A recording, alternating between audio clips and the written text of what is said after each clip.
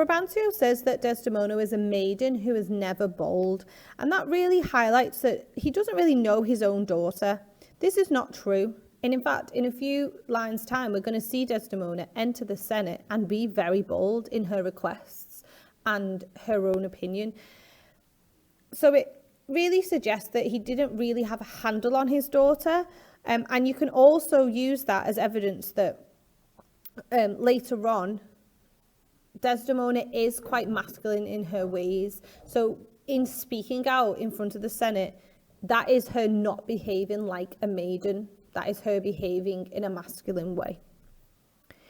Brabantio then adds insult to injury by saying that Desdemona has fallen in love with what she feared to look upon, with a question mark.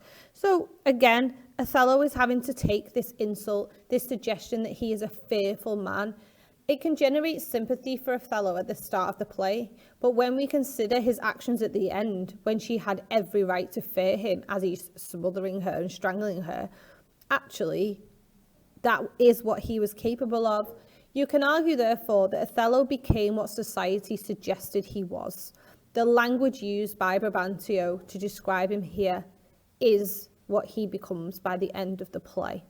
So, is that Othello was always capable of that? Or is Shakespeare suggesting that society has shaped him to be that way?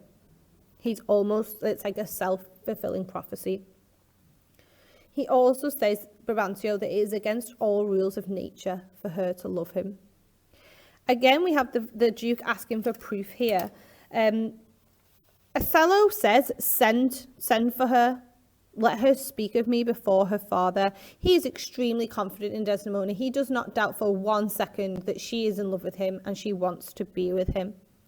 We then find out a few lines later that her father loved him and oft invited, quote, me.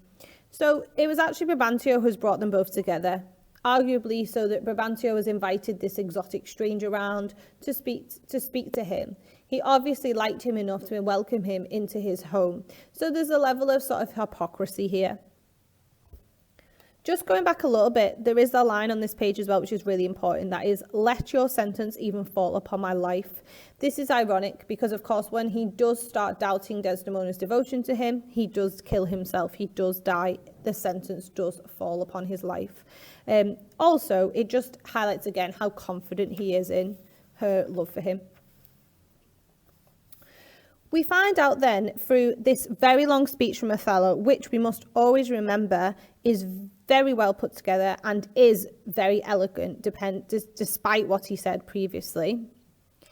He tells us that he ran it through even from my boyish days. So Brabantio has questioned Othello all the way from his childhood to now. So we learn, therefore, that Brabantio was extremely interested in him, and Desdemona has learned all about Othello. We then learn that he was sold to slavery, and we've talked already about that, how it might affect his ability to forge relationships and fall in love. He then tells Desdemona and Brabantio about hills whose heads touch heaven and cannibals that each other's eat. That's exotic, that's adventurous. For a young lady who's been cooped up inside and never really allowed to go anywhere on her own, Othello seems like a passageway to a more exciting life. We might say that Desdemona is the first rebel who wants to run off on the back of a motorcycle. He then tells us that Desdemona, and this is a great quotation to remember, with a greedy ear devour up my discourse. This highlights then, with a greedy ear, Desdemona wants to eat all of Othello's discourse that she can. Discourse is just his speech in this case. So Desdemona is like devouring him like a hyena, trying to get everything out of him. And this really highlights that she is very much the one who's doing all the chasing here. She's making it very clear that she's interested in Othello. We find out that Othello would beguile her of her tears. So that highlights how much she had sympathy for him, how much she empathized with him, how much she cared about him, and he her as well. We find out that she comes on to Othello because she says she wished that heaven had made her such a man. She tells him, I wish I had a man just like you so I could marry him. And the best lines to summarise their relationship is, she loved me for the dangers I had passed, and I loved her that she did pity them. That's the best quotation for why they fell in love. She was excited by his dangers in his life, and she wanted to look after him. And he just finally met somebody who was willing to care for him, who was willing to see him as more than a soldier. As she comes in then, Othello says, here comes the lady, let her witness it. Lady is obviously a mark of respect, but the word the does suggest that she is also a very distinguished lady. She's not just a lady, obviously she is the lady. So he's kind of marking her out there. Although my lady would be more possessive and more ownership, like he owned her, perhaps you could argue that he is trying to not wind Brabantio up any further. The Duke straight away agrees that his own daughter would fall for Othello, that Othello is a very exciting man. So the Duke is very practical and acknowledges that it's likely, and sort of leaves Brabantio then and refuses to carry up his cause. Brabantio, however, has not given up. He really wants to hear from Desdemona, and he chooses to ask her, where most you owe your obedience. So he's very much focused on, are you loyal to me or are you loyal to Othello? Our first words direct from Desdemona are, my noble father. This is not a woman who doesn't like her father or is trying to hurt him. She's trying to show him respect. She obviously honours him, but she now has a, quote, divided duty. She is now in a conflict. She loves Othello, but she also loves her father, but she feels like she must honour her husband more than her father, just like her own mother honoured her dad over her dad.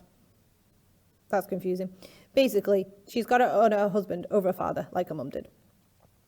Brabantio straight away just gives up. God be with you, I have done. I'd rather to adopt a child than get it. So he's now feeling like he wished he'd adopted a child than to have Desdemona in his life. He also says, I am glad at soul I have no other child, for thy escape would teach me tyranny.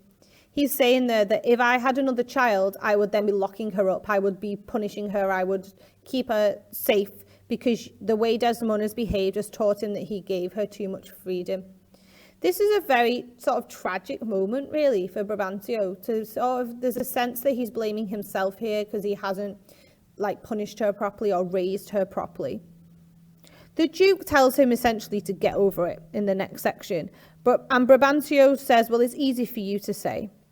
I think what this page really highlights is that Desdemona's marriage has cost her a very potentially positive relationship with her father.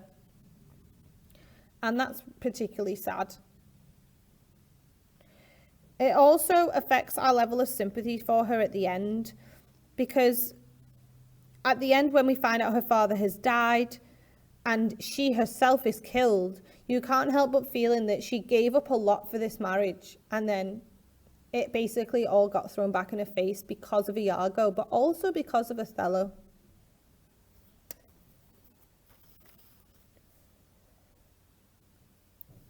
Moving on then, the Duke then requests for Othello to go straight away to war. He says that Othello throws a more safer sovereign mistress of effects throws a more safer voice on you. In other words, you are the safest option for this job. We want you to go and do this. Again, high praise for Othello, something that he might rely upon for his self-esteem. Othello's happy to go straight to war, but he does say, I crave fit disposition for my wife. The word crave is suggestive of desire. He desires fit disposition, somewhere good and safe for his wife.